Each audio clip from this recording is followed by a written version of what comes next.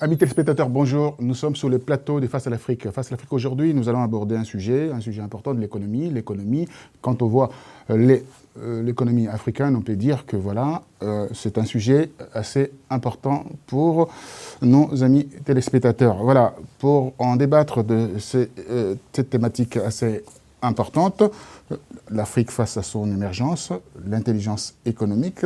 Pour en débattre, nous avons deux candidats ici, deux intervenants. Il y a à ma droite M. Patrick Passy, qui est le directeur associé de la société DB Conseil, ancien conseiller du Premier ministre de la RDC, M. Adolphe Munzito. Il est expert international en intelligence économique et communication d'influence. Il intervient également à l'Université Paris 11, à l'Université de Reims et à l'École de commerce et Institut de management. Voilà, c'est tout un programme. À ma gauche, nous avons M. Stanislas Longo Bigabé, ancien directeur de banque. Je garde le nom de la banque pour ne pas faire la publicité. Consultant en stratégie intelligence économique et marché émergent. Il est proactif sur les problématiques de la région des Grands Lacs. Bonjour à tous. Bonjour. Bonjour. C'est parti. Alors, dites-moi, on rentre tout de suite dans le vif du sujet. Monsieur Patrick Passy, dites-moi, on parle de l'habitation économique dans le monde mondialisé aujourd'hui. On voit l'Afrique avec son taux de croissance, on va aller dans des chiffres dans une vingtaine d'années. Alors comment voyez-vous cet aspect fondamental? Il y a déjà la Sierra Leone qui a deux chiffres. Oui, tout à fait. Je parle de toute l'Afrique, le continent. L'Angola va arriver là avec les chiffres. Donc on va pouvoir aborder de ce sujet. Dites-moi, comment voyez-vous l'intelligence économique dans ce contexte-là? La définition anglo-saxonne de l'intelligence économique, c'est l'intelligence des affaires. Donc, c'est à l'Afrique de bâtir sa démarche d'intelligence économique pour pouvoir mieux négocier, commercer avec les autres, aborder les aspects stratégiques des différentes négociations et surtout liés à son développement. C'est à l'Afrique de développer ça, mais c'est en cours d'exercice parce que actuellement, nous sommes dans une période de transition et l'Afrique procède par essai, correction et amélioration. Donc, les erreurs que nous pouvons relever ou les insuffisances font partie des différents essais. Et l'amélioration, c'est les programmes, par exemple, qui sont mis en œuvre dans les différents pays. Alors, on peut regarder au regard de tout ce qui se passe avec les relations nord-sud de la France et l'Afrique, la France. On peut parler de relations gagnant-gagnant, mais je ne sais pas si c'est vraiment du gagnant-gagnant. Il y a un décret en Conseil des ministres qui a été voté le 1er juillet 2015 par M. Jean-Baptiste Campati, qui est l'inspecteur général des finances, dira clairement on veut appliquer en fait cette méthode d'intelligence économique à des États moins nantis que ceux qu'on trouve en Afrique. Donc c'est une insulte à l'Afrique en fait.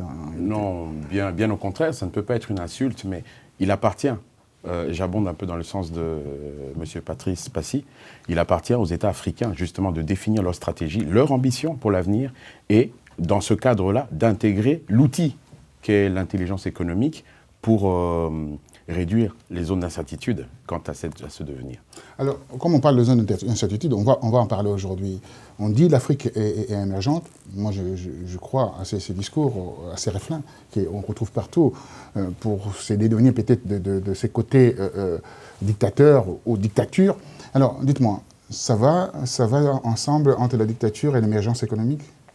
Non, déjà, je ne dirais pas que l'Afrique est émergente. Il y a des marchés émergents, il y a des pays émergents, mais je ne dirais pas que globalement l'Afrique est émergente, puisqu'il y a des insuffisances lourdes quand même, il y a des disparités énormes, mais il y a ce qui est observé de manière globale et générale, c'est une croissance soutenue depuis plus d'une décennie grâce à l'émergence d'une classe moyenne qui participe à la consommation, donc à la croissance, à une certaine croissance économique.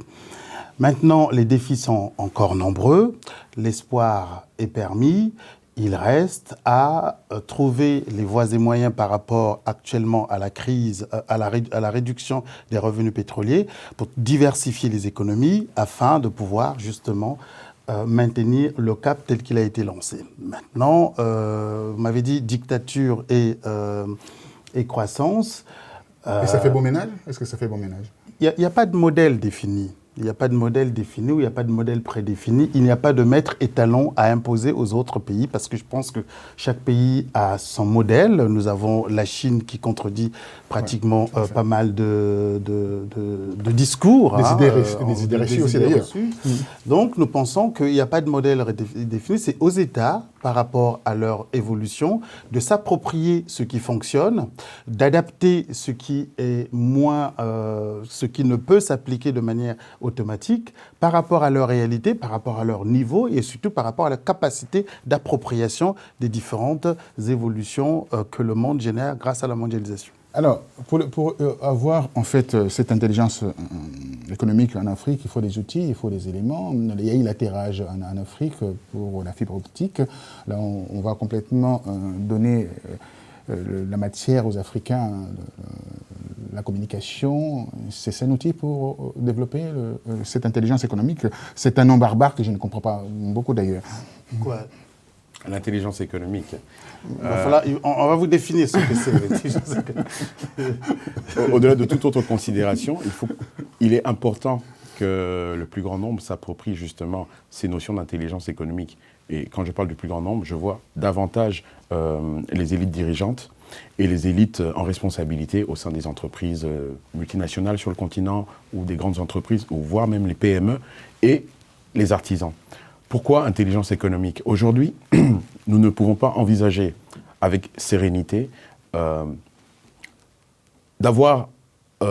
profiter, de faire profiter à nos populations des retombées d'une croissance économique soutenue aujourd'hui si, d'entrée de jeu, nous n'avons pas défini une stratégie sur l'avenir. Si chacun de nos États, sur le continent africain, n'a pas d'ambition sur des leviers où il a un avantage réel ou un avantage relatif, et que nous ne savons pas mettre en lumière les compétences et les savoir-faire individuels pour les transformer en intelligence collective.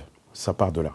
Ça part de là. Alors, comme ça part de là, on souhaiterait quand même comprendre qu'il y a aujourd'hui cette formation d'intelligence informatique dispensée seulement en Europe. Il y a seulement un seul institut que j'ai pu comprendre d'intelligence économique.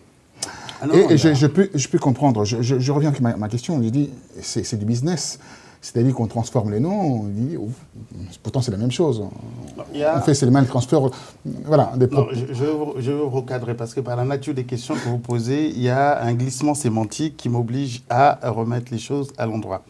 L'intelligence économique, dans sa version, dans sa définition stricto sensu, c'est la gestion de l'information, c'est-à-dire la collecte, le traitement et la diffusion de l'information auprès des décideurs pour une décision, c'est-à-dire c'est un outil d'aide à la décision. Maintenant, tel que vous abordez ça, l'intelligence économique pris de manière générique, c'est-à-dire les outils et les méthodes qu'un État peut mettre en marche dans le cadre de la mondialisation pour pouvoir d'abord préserver ses marges de manœuvre et pouvoir se développer. Mais je souhaiterais qu'on reste dans la version initiale, c'est-à-dire la gestion, le traitement de l'information, les outils et méthodes de gestion de l'information. Quels sont les outils alors maintenant, pour l'Afrique, on ne va pas limiter le développement de l'Afrique à l'intelligence économique. L'intelligence économique devient un levier complémentaire par rapport aux éléments dont dispose un État. Si vous voulez une application de l'intelligence économique dans cette croissance ou dans cette émergence, moi je parlerai d'abord d'un changement de mentalité. Il s'agit d'aider les États. Nous, les acteurs, nous devons aider les États de passer d'un État gestionnaire de rente, etc., à un État stratège. Pour que l'État passe de la gestion de ses rentes, nous en avons plusieurs, et que l'État devienne un État stratège, il faut que la notion de la perspective, la notion comme la perspective, la notion comme la pensée stratégique, la notion comme la définition des périmètres stratégiques de l'État soient non plus simplement des notions qui tournent dans les ministères ou au sein de l'élite, mais que ces notions descendent jusqu'au niveau des producteurs de richesse, à savoir les entreprises et les entrepreneurs. Ensuite, pour que cet État puisse être stratège, je pense qu'il faudrait qu'on commence, ce qui manque généralement chez nous, il faut qu'on commence par définir ce qu'on appelle la pensée stratégique endogène. Vous savez, la Chine, elle a une pensée militaire, les États-Unis, la Chine, elle a une pensée culturelle, il y a une culture stratégique en France, etc. Les grands pays ont commencé d'abord par développer une réflexion autour des enjeux stratégiques de leur développement, de leur paix, de leur défense, etc. Nous, le problème vient du fait que nous avons hérité d'un système que l'on n'a jamais conçu, nous avons hérité de structures que l'on n'a jamais réfléchi et on nous a demandé de les gérer sans pour autant avoir les compétences pointues de l'époque. Quand il m'arrive de critiquer certaines personnes, je dis, vous imaginez par exemple en 1944 ou en 1944 ou en 58, lorsque les responsables français descendent en Afrique, pour certains, ils sortent déjà de l'ENA. Est-ce que vous comprenez?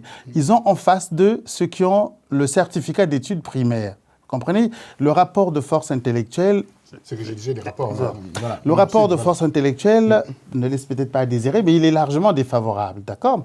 Et lorsque les États africains rentrent dans la Société des Nations, souvenez-vous, dans la Société des Nations, ce système n'a pas été conçu pour eux. Ils ne sont ni les auteurs, ni les gestionnaires. Ils ne font que suivre.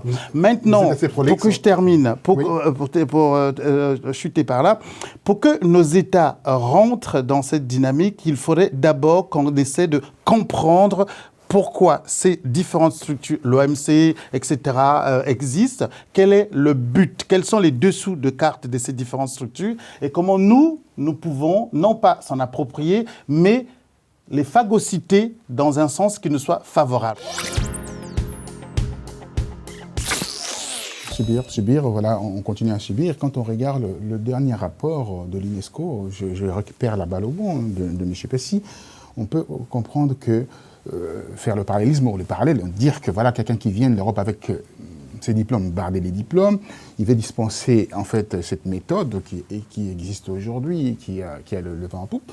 Mais il y a un déséquilibre assez important au niveau de l'enseignement en Afrique, où il y a les droits de couchage, où on a les systèmes de points sexuellement transmissibles. Dites-moi, comment, pardonnez-moi de cette expression, comment peut-on faire pour pouvoir, bien entendu, ramener les gens qui ont un niveau extrêmement bas vers le niveau plus haut? Parce qu'il y a des problèmes aujourd'hui au niveau de l'enseignement en Afrique. Comment peut-on faire? Je pense que... Et vous allez aussi rebondir par rapport à cette... Je pense que c'est avant tout une question de volonté politique.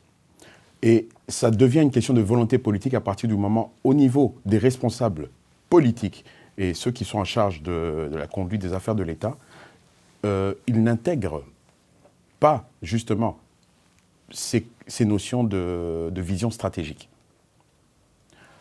Aujourd'hui, comment nous faisons participer, comment pouvons-nous faire participer le plus grand nombre à nos choix stratégiques lorsqu'on est responsable public?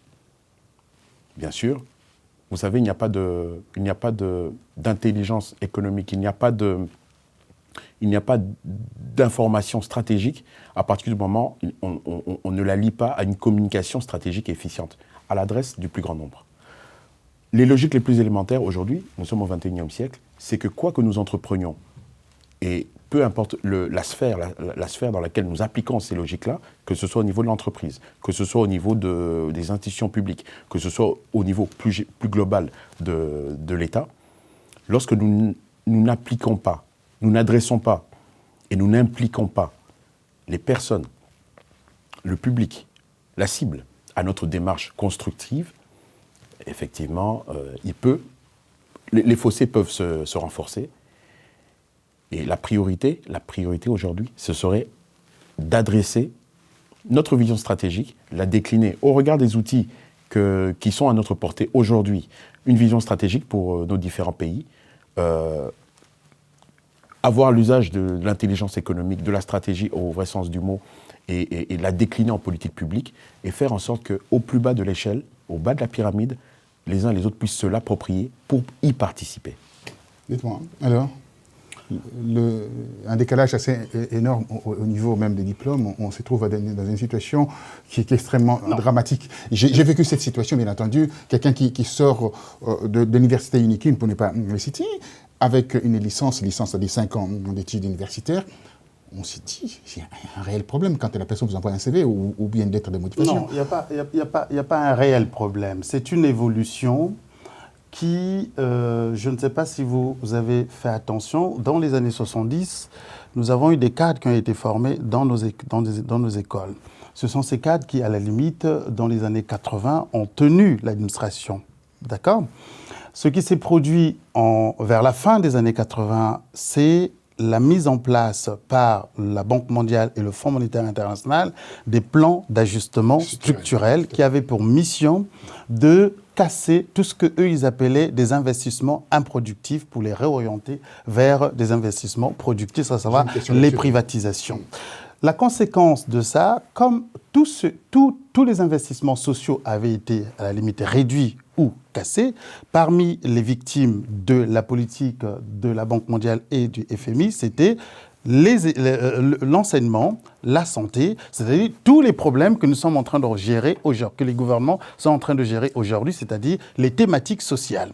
Donc, les États, je vous ai parlé de la transition, nous sommes dans une situation où les États africains touchent le fond des politiques d'ajustement structurel sur lesquelles on fait semblant de ne pas mettre le doigt, parce que c'est la cause de pas mal de situations. Nous sommes arrivés ici tard en France, mais on n'est pas reparti à l'école pour faire un diplôme équivalent parce que le niveau était... On n'avait rien à envier à ce qui se passait ici, on n'a rien appris en fait, si ce n'est que continuer à faire ce qu'on a l'habitude de faire.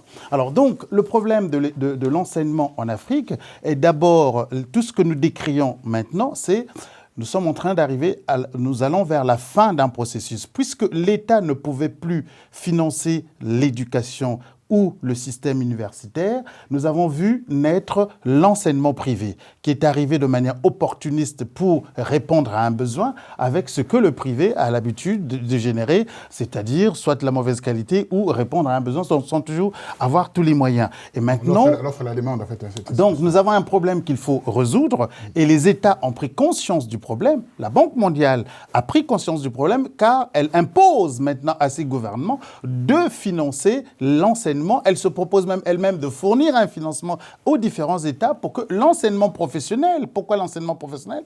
Parce qu'ils se sont tous rendus compte que l'Afrique va déverser dans 30 ans pratiquement 1 milliard de plus d'individus. Donc, les marchés, ça va être des futurs marchés.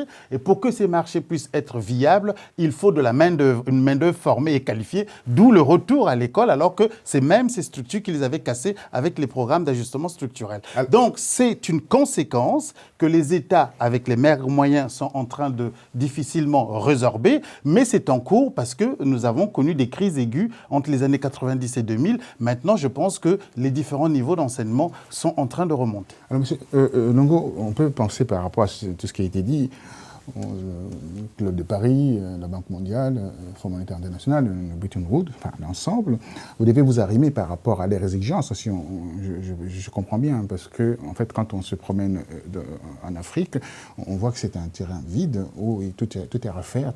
Alors comment voulez-vous développer, en fait, vous parlez de développement, l'émergence et la croissance. Comment peut-on... La question ne m'était pas destinée, mais je ne peux pas laisser dire que tout est à refaire. Non, tout n'est pas à refaire. C'est une évolution normale et constante.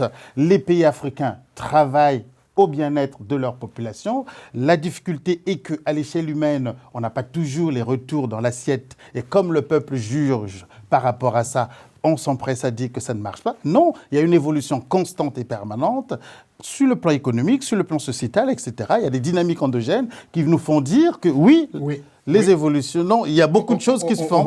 Je ne peux pas vous laisser dire que rien ne se fait. Alors, la réponse par rapport à ça, comment voyez-vous ?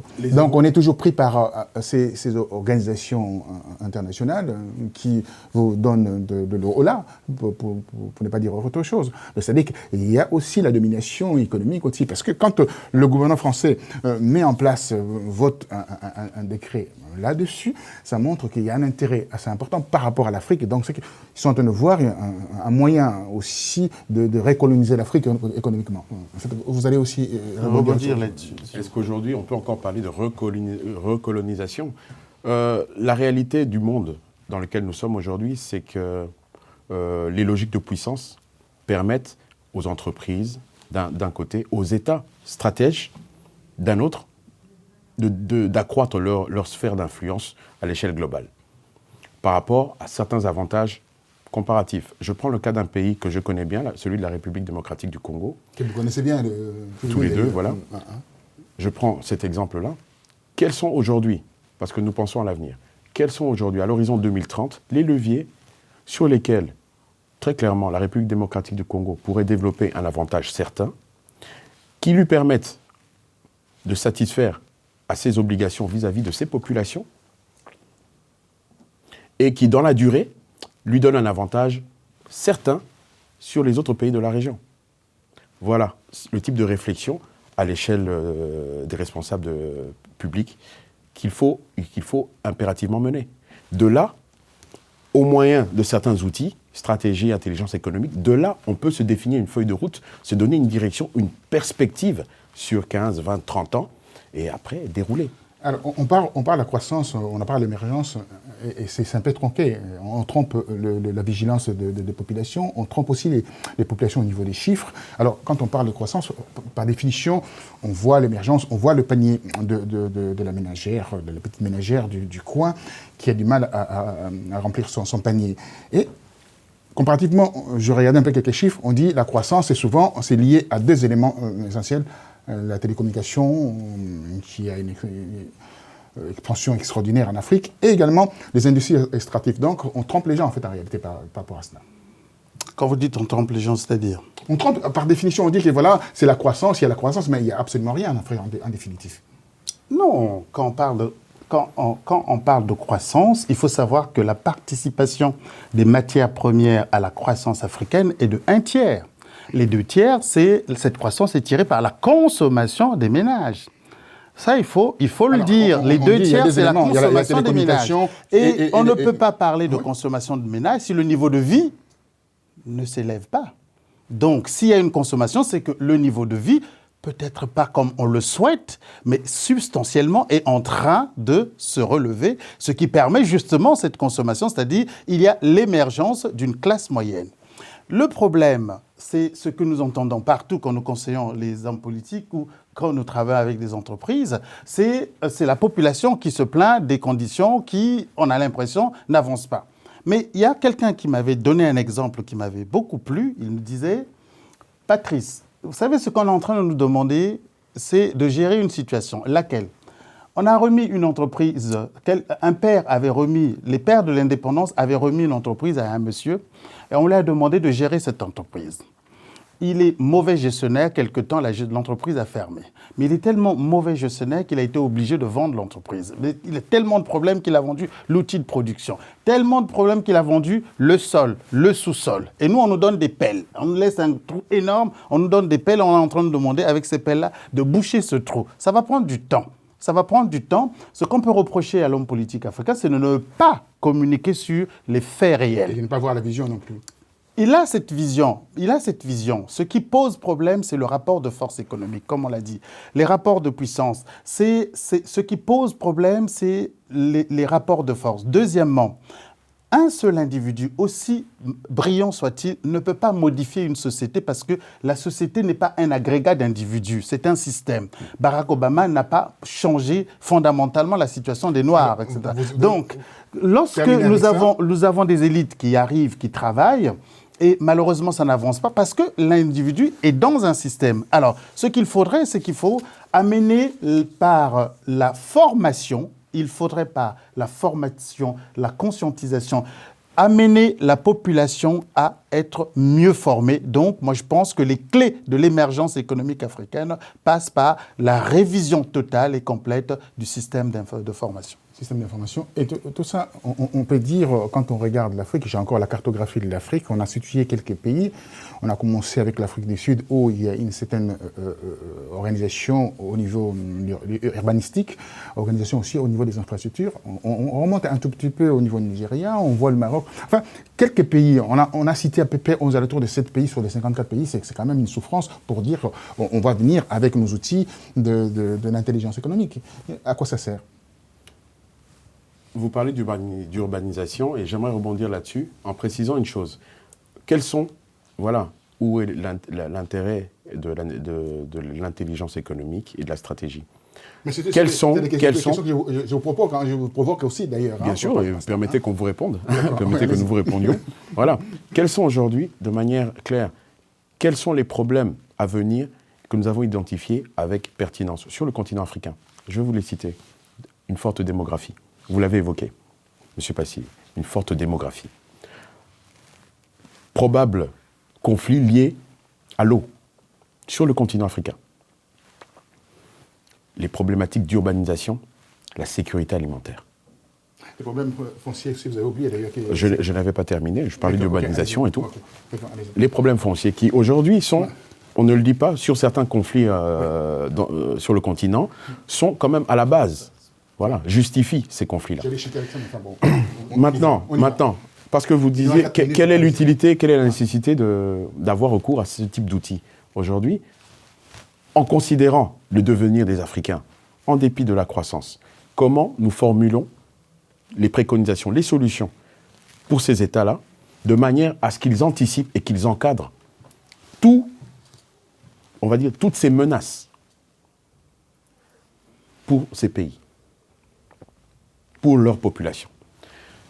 Aujourd'hui, très clairement, en ayant recours à ce type d'outils, nous identifions les problématiques, nous apportons les solutions, et dans la définition de nos horizons respectifs, pour la RDC, pour le Rwanda, pour le Nigeria et tout, dans la définition de nos horizons, à 15 ans, à 20 ans, nous apportons des réponses concrètes, voire même dans l'assiette des gens. Au niveau de la formation, au niveau de l'urbanisation, parce que la tendance aujourd'hui veut que nous parlions de territoires intelligents, comment transformer nos pays respectifs en territoires intelligents qui adressent correctement les problématiques des citoyens, des administrés, avec les obligations de l'État.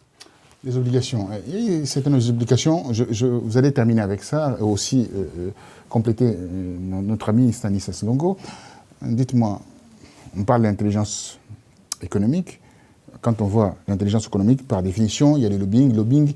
Il y a aussi également la corruption derrière le lobbying parce qu'il faut rentrer, pénétrer les marchés, etc. Donc forcément, c'est toujours une question de corruption dans l'intelligence économique. Je ne vais pas parler des situations parce qu'on n'a pas le temps pour aller jusqu'au fond de ces situations, mais je vais plutôt parler des potentialités. En juillet dernier, nous nous sommes retrouvés à Kinshasa avec les universitaires de Kinshasa, les diplomates accrédités, les acteurs économiques, les acteurs politiques, et pour essayer d'aborder dans le même sens et répondre à vos multiples questions sur le rôle et l'importance de l'intelligence économique, nous avons proposé ce qu'on appelle la nationale stratégique. Nous avons proposé la nationale stratégique, c'est-à-dire c'est une offre que le cabinet fait aux États, que le cabinet peut faire aux structures étatiques aussi et aux organisations internationales. Cette offre, elle porte sur la mise en place. La nationale stratégique, c'est en fait un producteur de concepts. Pourquoi producteur de concepts? Ça, il y a 4 agences qu'on met dans cette nationale. Rapidement, 1 minute 30. Il y a 4 agences qu'on met dans cette agence. Il y a l'agence de prospective nationale qui va être le producteur de concepts parce que les paradigmes actuels, que ce soit économique ou politique, régissant les relations entre les différents États, commencent à être dépassés. Je vous donne juste un exemple. La RDC, dans 30 ans, c'est 2 millions de personnes. La Belgique... 130 millions En 30 ans, la RDC va passer de 70 à pratiquement 178 millions d'habitants. Voilà. Et la Belgique va difficilement atteindre les 40 millions. Ouais. Quel rapport... Ils sont 11 millions aujourd'hui. Quel rapport allons-nous avoir alors que le rapport démographique nécessite une évolution? Donc, nous sommes là pour proposer, dans le cadre de la nationale stratégique, une structure chargée de produire de nouveaux concepts. Deuxièmement, nous avons une agence pour le management de crise, c'est-à-dire comment résoudre les multiples crises qui vont arriver. Troisièmement, nous avons l'agence de sécurité économique, c'est-à-dire comment orchestrer l'émergence tout en préservant les intérêts de l'État. Et enfin, l'agence stratégie et défense. Et bon, pour partir, en 3 mots. En quelques mots, je dis ceci par rapport à votre dernier point, vous parlez de lobbying. Considérez toujours une chose, l'action et la décision sont affaires de compromis dans l'espace politique. Par contre, l'action et la décision qui sont affaires de compromis dans l'espace public, c'est toujours l'objet d'une négociation. Et là, on a besoin d'intelligence économique pour négocier, discuter, convaincre ou influencer. Voilà. Influencer, on va influencer le monde par la corruption ou non, par aussi les lobbying ou non, on ne sait pas. C'est qu'on peut dire une seule chose, l'intelligence économique, c'est un mode de gouvernance. On ne sait pas, on le sait que c'est un mode de gouvernance. On est en train de mettre des outils en place, en fait que l'Afrique se développe avec aussi des cadres qui ont une certaine qualité qu'on vient de voir aujourd'hui. On vient d'observer, en fait, l'Afrique émergente, l'Afrique aussi qui gagne quoi? Avec aussi des gens qui ont des diplômes, bardés des diplômes, qui vont aider cette Afrique à être au même niveau que l'Europe qu'on voit aujourd'hui. Je vous dis merci et à très bientôt. Au revoir.